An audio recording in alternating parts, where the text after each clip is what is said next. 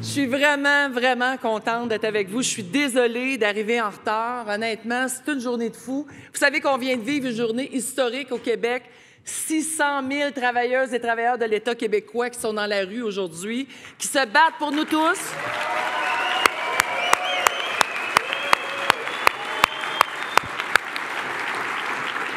Merci parce que cette bataille-là, c'est la bataille de tous les Québécoises et Québécois. On veut des services publics de qualité. On a un gouvernement qui est méprisant. Alors, merci. Puis je tiens, même si je n'ai pas grand temps, à vous dire que lundi dernier, il y a eu une conférence de presse au bureau de la FTQ. Puis ça a été fait par le leadership de votre directeur québécois. Merci, Dominique. Dominique a pris la parole lors de notre visite à Bécancour, au parc Bécancour. On avait une conférence de presse, puis les journalistes me questionnaient sur la grève et sur ce qui se passait au niveau du Québec et la négociation. Puis Dominique a dit, là, je suis tannée de me tourner la langue, là, et il a pris la parole. Ça nous a inspirés à organiser une conférence de presse avec les directions des syndicats privés au Québec en soutien aux travailleurs de l'État. Je peux vous dire que ça fait toute une différence. Donc, pour ça, Dom, merci infiniment. Rapidement, le premier ministre du Canada est venu à la FTQ le mois dernier, puis c'était à ma demande, mais pas qu'il vienne au bureau, mais de le rencontrer. Et le but et l'intention derrière ça, c'est de parler des dossiers qui sont sous juridiction fédérale. Bien sûr, la loi C-58, la loi anti-briseur de grève au fédéral, loi enfin déposée après des décennies de bataille.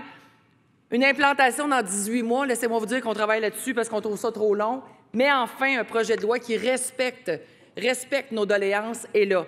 Je dois même vous dire que cette loi-là vient de couvrir les travailleurs à domicile, ce qui est bien entendu pas dans notre loi du Québec qui a été adoptée dans les années 70. Mais je ne pensais jamais dire un jour qu'il faudrait faire du lobby au Québec en utilisant une loi fédérale anti-briseur de grève pour améliorer la nôtre. On prend tout ce qui passe. Ensuite, avec le premier ministre, on a parlé des travailleurs migrants à permis fermé. Vous en avez dans vos milieux de travail. Il y en a de plus en plus. La façon dont ces gens-là sont traités au Québec est inacceptable. Vous allez me dire, pas tous, mais une grande partie. Un qui est maltraité, c'est un de trop. Et ça, je peux vous dire qu'à la FTQ, on va s'en occuper. S'en occuper parce que tant qu'ils ont un permis fermé, tant qu'ils appartiennent à un employeur, ils ne pourront jamais se lever debout pour faire une bataille avec nous. Ça veut dire que même s'ils sont syndiqués par le meilleur des syndicats qui est les métallos, ils ne seront pas capables de faire la bataille et faire un grief. Ben oui, voyons.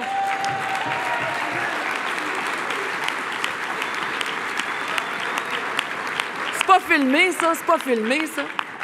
Blague à part, ils pourront pas, parce que la journée, ils vont dénoncer une injustice, ils vont être rechippés chez eux. Donc, ils ne feront pas ces lettres-là. Ça non plus, ça n'a pas de bon sens. C'était le deuxième sujet. Le troisième sujet, c'était, bien sûr, qu'on voudrait une réforme de l'assurance-emploi.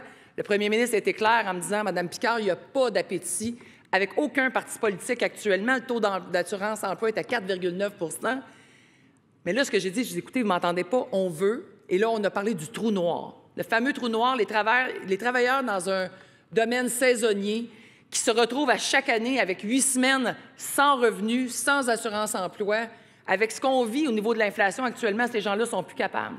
Et c'est ça dont il faut parler. On peut, si on veut, trouver un aménagement pour faire en sorte que le gouvernement, sans faire une réforme complète, puisse aménager. Bien, la bonne nouvelle, c'est que dans le budget, la mise à jour budgétaire qui a été faite par Mme Freeland, Freeman ou Freeland? Freeland. Freeland. Terre libre. Bon, Freeland. Alors, ça a été... on a comme 50 % de la bataille de gagner. Ils ont ajouté 4 semaines d'assurance-emploi pour les travailleurs saisonniers. Ce matin, non, pas à 7 heures avec le Conseil du Trésor, puis pas à 11h30 en conférence de presse devant l'Assemblée nationale, mais à 10 heures ce matin, j'étais avec le ministre Boissonneau, ministre de l'Assurance-emploi, et ce qu'il m'a dit, c'est qu'on va s'entendre. Il ne sera pas capable de le mettre de façon permanente, mais il s'engage à travailler avec nous pour faire un pilote et le mettre dans leur prochaine plateforme pour les prochaines élections. Mais entre-temps, moi, j'ai dit 24 mois, c'est trop long. Il m'a dit, parfait, on va s'entendre. Donc, on a eu une rencontre ce matin, puis on en a déjà une autre de prévue dans quelques semaines pour être capable d'aménager ça. Donc, il y a plein de choses qui se passent actuellement. C'est difficile dans vos milieux de travail, c'est difficile partout. Parce que oui, il y a une pénurie de logements, puis il y a des taux d'intérêt qui montent, puis il y a des hypothèques qui se renégocient, puis notre monde a de la misère. Il ne faut pas les lâcher, il faut être là. Le Fonds de solidarité FTQ. Vous avez été plusieurs à venir manifester à l'Assemblée générale des actionnaires. Bravo. Vous nous avez donné un bon coup de pied au derrière en disant « ça passe pas, le plafonnement à 112 000. L'absence du crédit de plus, ça passe pas. Ça passe pas chez Métallo, c'est ceux qui sont venus le dénoncer. Et ailleurs, je peux vous dire qu'ils vous suivent, ils nous le disent. Ça passe pas nulle part. » On a pris un engagement cette journée-là. On a dit « votre message est clair, on va retourner négocier avec Québec. » Là, parlez-moi pas des Kings de Los Angeles, mais j'ai quand même eu la... Je ne dirais pas la chance, c'était une rencontre épouvantable, mais j'ai quand même eu une rencontre vendredi passé avec le ministre des Finances, Éric Girard, l'homme populaire cette semaine. Ça pour vous dire que Jeannie Béhic, PDG du Fonds, Claude Séguin, chef du conseil d'administration, président du conseil d'administration, je ne peux pas vous donner les détails, mais on a quand même fait des propositions au ministre des Finances. Il y a des attentes, des réponses, parce que vous le savez que cette loi-là devait entrer en vigueur, cette modification-là, au 1er janvier. Tout le monde a compris votre message et on travaille extrêmement fort. Ça se peut qu'on n'ait pas tout de suite une décision de revenir en arrière, mais peut-être qu'on pourra avoir un moratoire pour 2024, on ne le sait pas. Mais chose certaine, pour être capable d'arriver avec un échange avec le gouvernement, je ne vous donne pas les détails, mais vous comprenez que là, on est en train de négocier quelque chose. Je le sais qu'il y a des endroits où vous êtes tellement en colère que vous avez dit, il y a des RL, il y a des sections locales qui ont été voir leurs membres et ont dit là, on change, on sac notre camp du fond et nous ont abandonnés, on s'en va avec l'industriel Alliance. Là, je vous le dis, vous êtes les meilleurs. Quand vous vous levez pour faire une lutte, bien, on vous écoute. Là, on vous a écouté et on est en train de faire ce qu'il faut. Promettez-moi que si on gagne cette lutte-là, avec le gouvernement, que vous allez revenir au Fonds de solidarité. Parce que sinon, ça ne donne rien d'avoir fait cette bataille-là.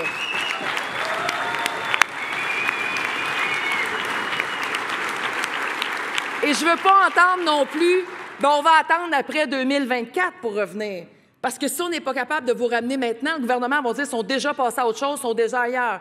Donc, on a besoin de vous pour continuer la bataille que vous nous avez lancée et qu'on accepte avec beaucoup d'humilité. Là-dessus, je suis sûre que j'ai pris plus que mon 6 minutes. Ah ben tabarouette, il me reste du temps. De quoi vous voulez parler? Blague à part. J'ai-tu entendu quelque chose, là? Ah! Avec bonheur. OK. C'est correct, Dom? Ben oui. Ben oui, OK. Moi, je pensais que vous vouliez voir mes gars dans nos marins. Mais non, c'est pas les chandails. On le sait au Québec, tout ce qui compte, c'est le maudit hockey. Alors, voyez-vous, juste pour faire plaisir à Éric Girard, ben, on s'est fait faire des beaux chandails du Front commun. 72, pourquoi? Dernier Front commun au Québec, c'est en 1972. Ben oui, j'étais née, c'est ça. Qu'est-ce que vous voulez? Ça fait longtemps, mais j'étais là. Fait que c'est ça, le chandail qu'on a porté fièrement toute la journée. Puis, laissez-moi vous dire que quand on voit tout le milieu ouvrier se lever debout, c'est vraiment impressionnant. Moi, ce que j'ai vécu dans l'édifice de la FTQ lundi, comme je vous disais, cette conférence de presse-là, on avait la chair de poule. Je peux vous dire que si le premier ministre Legault décide d'amener une loi spéciale pour ramener notre monde au travail, vous n'aurez pas entendu souvent ça de la part du président de la FTQ parce que ce n'est pas dans nos habitudes, mais ce qui se parle actuellement, c'est qu'on ne respecterait pas une loi de retour au travail. On n'acceptera pas...